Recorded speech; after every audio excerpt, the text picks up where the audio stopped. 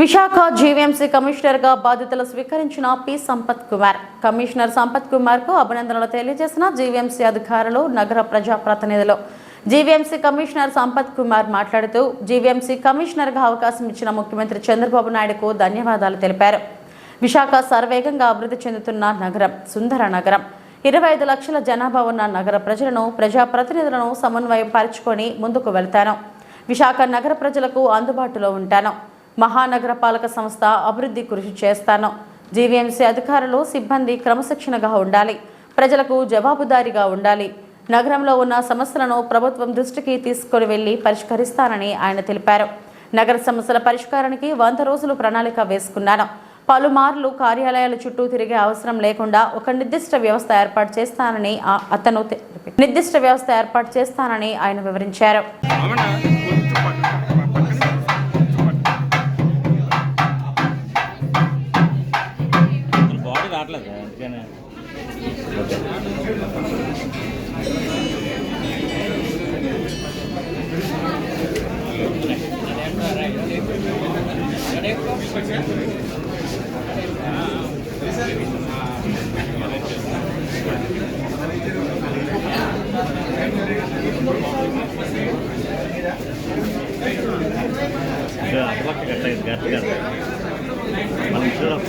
మనకు విజయల్సే కదా అయితే మనకు గుడ్ అవుతుంది.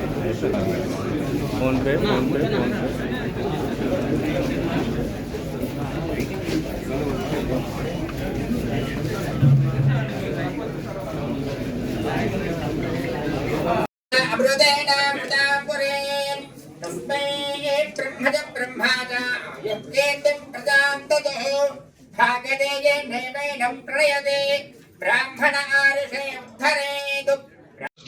ప్రభుత్వం చాలా చక్కటి అవకాశం ఇచ్చింది.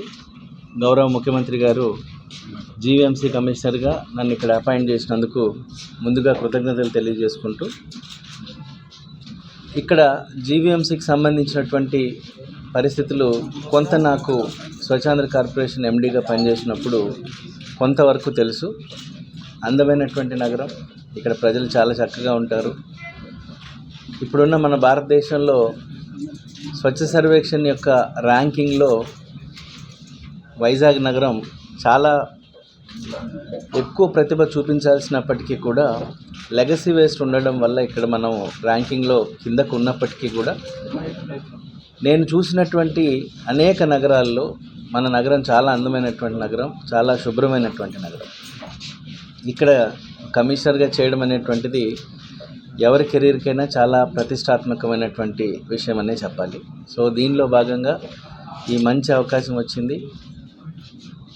ఇటు 25 లక్షల జనాభా ఉన్నటువంటి ప్రజల్ని, అదేవిధంగా ప్రజాప్రతినిధుల్ని ఇద్దరిని సమన్వయం చేసుకుంటూ అధికారులని క్రమశిక్షణతో నడిపిస్తూ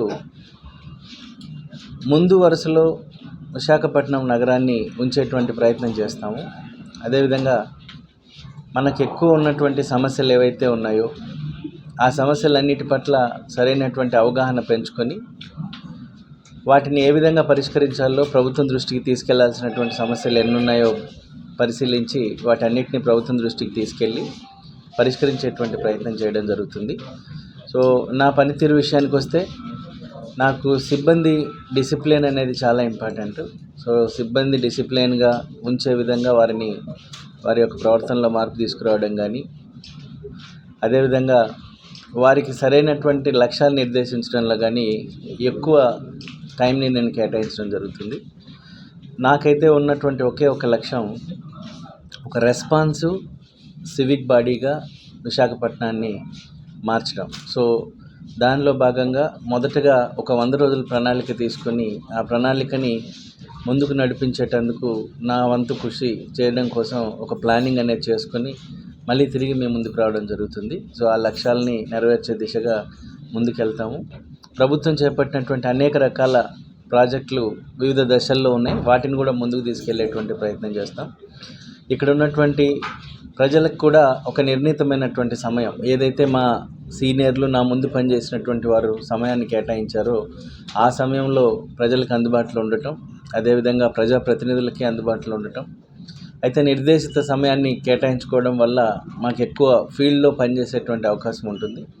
అదేవిధంగా సిబ్బంది కూడా ఒక నిర్ణీతమైనటువంటి టైం ఇవ్వటం, ఎందుకు రోజు గ్రీవెన్సెస్ అన్నీ వస్తూ ఉంటారు. అలా కాకుండా ఒక నెలలో ఒక 2 రోజుల్లో 3 రోజుల్లో వాటిని కంప్లీట్గా వాళ్ళకే టైం కేటాయించి అప్పటికప్పుడు వాళ్ళ సమస్యలు ఏమైనా పరిష్కరించేటువంటి అవకాశం ఉంటే ఆ సమస్యల్ని పరిష్కరించే విధంగా ఒక ప్రణాళిక చేసుకోవడం జరుగుతుంది.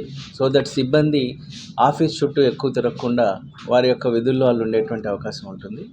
అదేవిధంగా మాకు ప్రెస్కి కూడా ఏదైనా బ్రీఫింగ్స్ అనేటివి క్రమంగా వచ్చే విధంగా ఒక వ్యవస్థను ఏర్పాటు చేసుకుంటాం. సో దట్ మనం రెగ్యులర్గా మీట్ అవుతాం ఒక డెడికేటెడ్ టైంలో.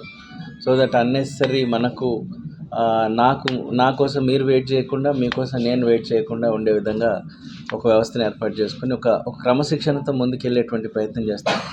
ఏవైనా ఉన్నట్లయితే ఫీడ్బ్యాక్ మెకానిజంని మీ వైపు నుంచి తీసుకోవడానికి ప్రయత్నం చేస్తాం. సో అదేవిధంగా అందరూ ప్రజాప్రతినిధుల్ని ఇక్కడ జిల్లా కలెక్టర్ గారితో సహా, అదేవిధంగా పక్క జిల్లా అయినటువంటి అనకాపల్లి కలెక్టర్ గారితో, ఇక్కడున్న సీనియర్ అధికారులందరితో సమన్వయం చేసుకొని ముందుకెళ్ళే విధంగా ప్రయత్నం చేస్తాను. ఈ అవకాశం ఇచ్చినటువంటి గౌరవ ముఖ్యమంత్రి గారికి మరొకసారి ధన్యవాదాలు తెలియజేసుకుంటూ ముగిస్తున్నాను. Thank you.